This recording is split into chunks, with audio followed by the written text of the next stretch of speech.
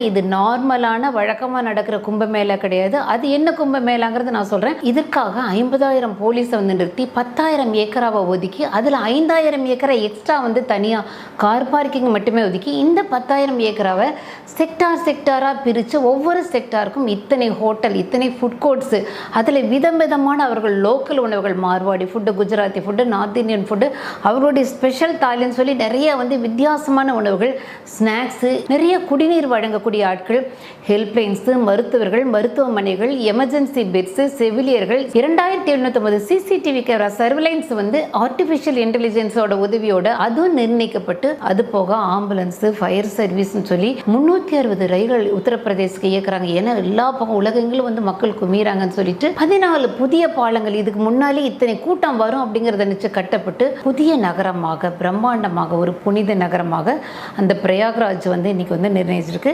இத்தனை கூட்ட மக்கள் வந்து, ஆனால் என்னன்னா அந்த உத்தரப்பிரதேசத்துடைய முதல்வர் யோகி ஆதித்யநாத் வந்து அதிகமாக கூட்டம் வந்திருக்கு. இந்த அளவுக்கு அவர் வந்து வருவாங்க அப்படின்னு நினைக்கல. ஏன்னா வெளிநாட்டிலேருந்து எல்லா பிரபலங்க வராங்க. உலகத்தில் மிகப்பெரிய பணக்காரர் ஆப்பிள் நிறுவனத்துடைய ஓனர் ஸ்டீவ் ஜாப் இருக்கார் இல்லையா, அவருடைய மனைவி லாரன் பாவல் ஜாப் வந்திருக்காங்க. கௌதம் அதானி அம்பானி குரூப்ல இருக்காங்க. அந்த கௌதம் அதானி வந்திருக்காங்க. அனுபம் கர் வந்திருக்காரு. சங்கர் மகாதேவன், சுதா மூர்த்தி, ராஜ்யசபா எம்பி இருக்கவங்க, மம்தா குல்கர்னி, கிரைஸ் மார்டின், ரெமோ டிசோசா, அந்த பாலிவுட்டோட கொரியோகிராஃபர் இவர்.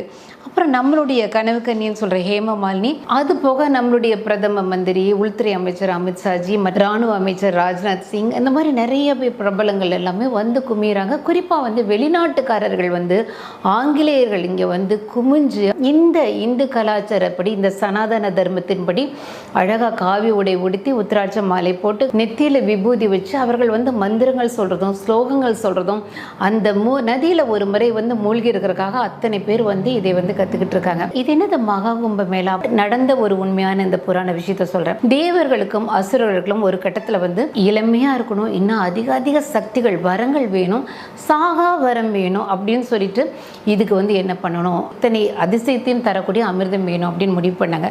அப்படி இருக்கும்போது வந்து அவர்கள் பாட்கடலை வந்து கடைய ஆரம்பிக்கிறாங்க.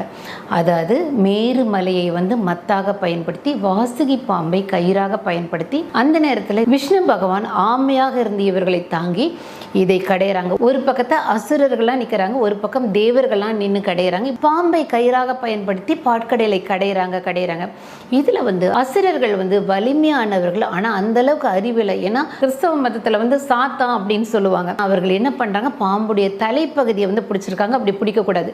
பாம்புடைய வால் பகுதியை பிடிச்சிருக்கிறது அப்படிங்கிறது வந்து நம்மளுடைய தேவர்கள் பிடிச்சிருக்காங்க. அது என்ன மலையை மத்துங்கிறாங்க, கீழே ஒரு ஆமை போய் ஒரு மலையை தாங்குது, பாம்பை வச்சு ஒரு கயிறு மாதிரி கடையிறாங்க. இதெல்லாம் நம்புற மாதிரியா இருக்குது அப்படின்னு சொல்கிறவங்களுக்கு இது என்ன உள்ளர்த்தம், என்ன விஷம்ங்கிறது எதை குறிக்கிறது, அமிர்தம் அப்படிங்கிறது எதை குறிக்கிறதுங்களா, நான் நிச்சயமாக தனியாக ஒரு வீடியோவில் உங்களுக்கு சொல்கிறேன். கடையிறாங்க. இது ஒரு பெரிய ஒரு கஷ்டமான விஷயம். கடையும் போது ஒரு கட்டத்தில் ஆலகால விஷம், மிக கொடுமையான ஆலகால விஷம் தான், அதுதான் முதல்ல வெளிப்படுது. இந்த விஷம் அவ்வளோ டேஞ்சர், அதில் ஒரு துளி கூட பற்றக்கூடாது. அதான் சிவபெருமான் வந்து அதை அவருடைய தொண்டையிலே ஏந்தினார் அப்படின்னு. அதுக்கு பின்னால் வந்து அது திரும்பவும் தொடர்ந்து கடையிறாங்க. அதுக்கு பின்னால் கடைய அமிர்தம் வெளிப்படுது. அமிர்தம் வெளிப்பட்டு அந்த அமிர்தத்தை வந்து யார் வந்து எடுத்துகிட்டு போகிறது அப்படின்னு ஒரு பெரிய போராட்டத்துக்கு பின்னால் மகாவிஷ்ணு மோகினி வடிவத்தில் வந்து அந்த அமிர்தத்தை எடுத்துகிட்டு வான்வெளியில் பறந்து போகிறாரு. அசுரர்களுக்கு அந்த அமிர்தம் கிடைச்சிட்டா, அமிர்தத்தை சாப்பிட்டு நிறைய அவர்களுக்கு வந்து சக்தி அதிகமாச்சுன்னா மிகப்பெரிய டேஞ்சர் இந்த சமுதாயத்துக்கு நடந்துடும் சொல்லிட்டு அந்த அமிர்தத்தை தூக்கிட்டு படும்போது அந்த அமிர்தத்திலேருந்து சில துளிகள், 4 துளிகள் வந்து நம்ம பூமியில் 4 இடத்துல விழுகுது. ஒன்று உத்தரகாண்ட், இந்த இடத்துல இருக்கிற ஹரித்துவார், மகாராஷ்டிராவில் இருக்க நாசிக்ல சில துளிகள், மத்திய பிரதேசத்தில் இருக்க உஜ்ஜயினியில் சில துளிகள். பாருங்க, ஹரித்துவார், நாசிக், உஜ்ஜயினி.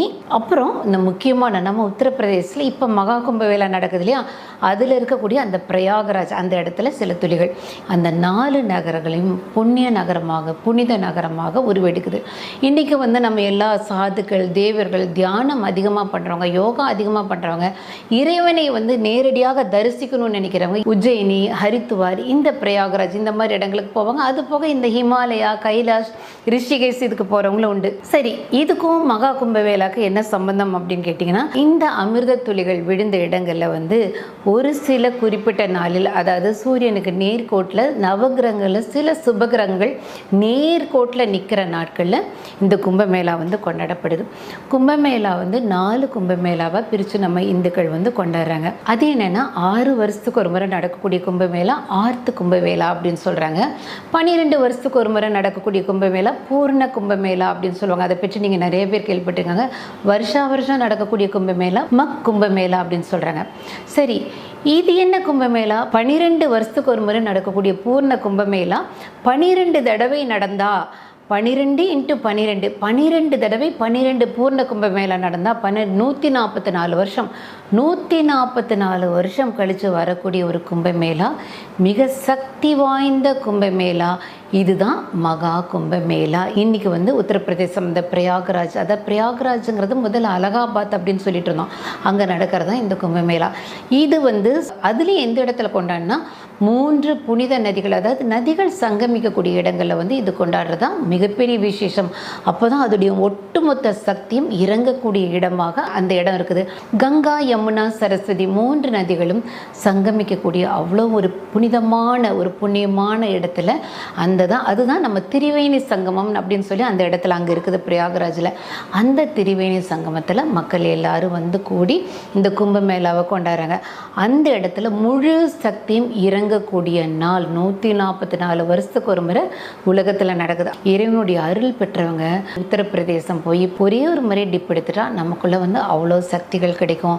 நம்ம இறைவன்கிட்ட சேர்றதுக்கான வழி சீக்கிரம் நமக்கு கிடைக்கும். பாவங்கள், முந்தைய பாவங்கள், நம்ம செய்த பாவங்கள், அதனால் நம்ம சுமக்கக்கூடிய துன்பங்கள், இது எல்லாமே ஒரு முறை டிப் எடுத்தா தொலைஞ்சு போயிடும். அதனால லட்சக்கணக்கான டெம்பரரி டென்ட்ஸ், தற்காலிகமான டென்ட்ஸ் வந்து அதில் போட்டிருக்காங்க. பெரிய பெரிய ஆட்கள், மிகப்பெரிய ஆட்கள்லாம் வந்து அந்த டென்ட்ல படுத்து கிடக்குறாங்க. இத்தனை 1000 டென்ட் இருக்கு, ஆனால் எனக்கு டென்ட்டும் கிடைக்கல, புக் ஆயிடுச்சுங்கிறவங்களுக்கு கம்பளி விரிச்சு எல்லாருக்கும் பெட்ஷீட்லாம் கொடுத்து அப்படி வரிசையாக படுக்க வச்சு எப்படியோ நான் படுத்து கிடந்து நான் அந்த டிப்பில் அந்த நதியில், அந்த புண்ணிய நதியில் இந்த 144 வருஷத்துக்கு ஒரு முறை வரதில் வந்து ஒரே ஒரு முறை போய் முழுங்கி எந்திரிச்சோன்னு சொல்லி மக்கள் போராடுறாங்க. இதில் வந்து இந்த கூடுகையில் வந்து எந்த விதமான வன்முறை இல்லை, எந்த விதமான மதம் மாற்றத்துக்கான முயற்சிகள் நீங்கள் வந்து எங்களுடைய மதத்தில் தான் மாறணும், அதுதான் வந்து இது மட்டுமே சொர்க்கத்துக்கு போகிற வழி அப்படிலாம் எந்த விதமான முயற்சிகளில் சனாதன தர்மத்தோடு வரக்கூடிய மக்களை நல்லா கவனிச்சா இது வரைக்கும் உலகத்தில் யாருமே இதை செய்யலை. பல வருட கணக்காக தவம் செய்யக்கூடிய முனிவர்கள், சாதுக்கள், இந்த மாதிரி இருக்கவங்க தான் சித்தர்கள், அகோரிகள் அப்படின்னு சொல்லி. இதில் ஒரு முதன்மையானவர்கள் நாக சாதுக்கள் அப்படின்னு சொல்லப்படுறவங்க. ரொம்ப இறைவனோட கலந்தவர்கள். திருமூலர், பாம்பாட்டி சித்தர், கொங்கனர், தேரையர்னா இவங்கெல்லாம் பல வருஷங்கள் வாழ்ந்தவங்க. அதாவது 500 1000 வருஷம் இல்லை, 1500 2000 வருஷம், 2 யுகம் 3 யுகம் வாழ்ந்துட்டு இந்த மூச்சை நிறுத்தும் கலையை கற்றுக்கிட்டு சாகா வரம் வாங்கினவங்க. ஆனால் உலக வாழ்க்கையில் ஒரு கட்டத்தில் போர் அடிச்சவங்களாம் என்ன பண்ணுவாங்க, ஒரு சமாதியை தாண்டி அதில் அவர்களை உயிரோடு உள்ளே இறக்கி மூட சொல்லி ஜீவ சமாதி ஆவாங்க. இதில் நிறைய பேர் ஐயோ இல்லை அது போய் இது போய் இதெல்லாம் கட்டுக்கதை, இதெல்லாம் கட் பண்ண அப்படின்னு சொல்லிட்டு நம்ம இந்து தர்மத்தை, சனாதன தர்மத்தை எவ்வளோக்கு எவ்வளோ அசிங்கப்படுத்த முடியும் அவ்வளோக்கு எவ்வளோ பண்ணுற வேலை நம்ம தமிழ்நாட்டில் மட்டும் நடக்குது.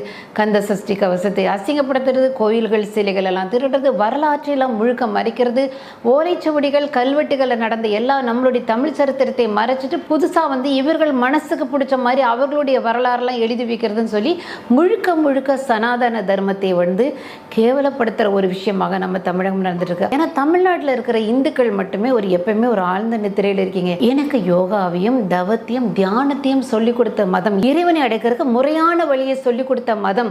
இதில் வந்து 7 சக்கரங்கள் நம்ம உடம்புல இருக்குது. அந்த சக்கரங்களை நம்ம எப்படி பண்ணணும், 3ஆம் கண் நமக்கு எங்கே இருக்குது, இறைவனோட கலக்கிறதுக்கு என்ன எளிதான வழி, இது இறைவனோட கடந்து ஏகப்பட்ட விஷயத்தை வந்து பூமிக்கு அறிமுகப்படுத்தினவங்களே நம்மளுடைய சனாதன தர்மத்தை பின்பற்றக்கூடிய இந்துக்கள்னு உங்களுக்கு தெரியும். அதனால தான் நான் சொல்வேன் 1000 பேர் 150 மாடி கட்டலாம், ஆனால் நம்மளுடைய தஞ்சை பிரகதீஸ்வரர் கோயிலும் மதுரை மீனாட்சி அம்மன் கோயிலும் ஒருத்தனும் கட்ட முடியாது. இப்போ இதில் கடைசி நாகசாதுக்கள் அப்படிங்கிறது வந்து ஒருத்தங்க இருக்காங்க. உலகம் வேண்டாம், உலக வாழ்க்கையை வெறுத்து இறைவனோடு கலந்து அந்த ஆனந்தத்தில் அந்த ஜோதியில் இந்த உலகத்தை இயக்கக்கூடிய நிறைய விஷயங்களை ஒரு இடத்துல உட்காந்து பண்ணுறாங்க. மலைகளிலும் குகைகளிலும் காடுகளிலும் வனாந்தரங்களிலும் மிருகங்கள் வந்து நடமாடக்கூடிய இடத்துல, பனி பொழியக்கூடிய இடத்துல அவங்க தைரியமாக எந்த மிருகங்களும் அவங்களை தீண்டாது, எந்த பனியும் அவங்களை தீண்டாது. அவர்கள் வந்து எங்கேயுமே மனிதர்களுக்கு தென்பட மாட்டாங்க.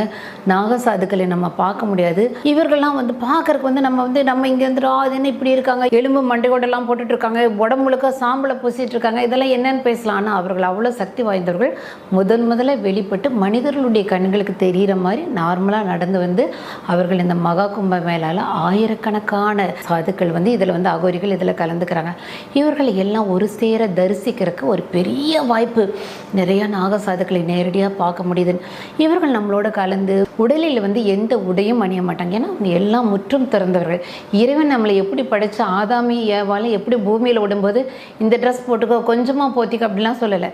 நிர்வாணமாக படைத்து இந்த பூமியில் வந்து உலக விட்டார். இந்த நாகசாதுக்கள் தான் இந்த மகா கும்ப மேளாவை துவக்கி வைக்கிறவங்க. அவர்கள் வந்து பூஜை செய்து ஆசி வழங்கி துவக்கி வைத்த பின்னால தான் மற்ற மனிதர்கள் எல்லாமே இதில் வந்து கலந்துக்கிறாங்க. இந்த மகா கும்ப மேளா நடக்கிறப்போ அவர்கள் அதிகமாக வருவார்கள். மக்கள் இருக்கிற இடத்துல அவர்கள் அலைவார்கள். மக்கள் எல்லாம் அவர்களை பார்த்து காலில் விழுந்து அவங்ககிட்ட ஆசி வாங்கி அவர்களை பார்க்கறதுக்கு ஒரு தெய்வீக பாக்கியமாக இதை கருதி வந்து மக்கள் இவங்களெல்லாம் பார்க்குறாங்க.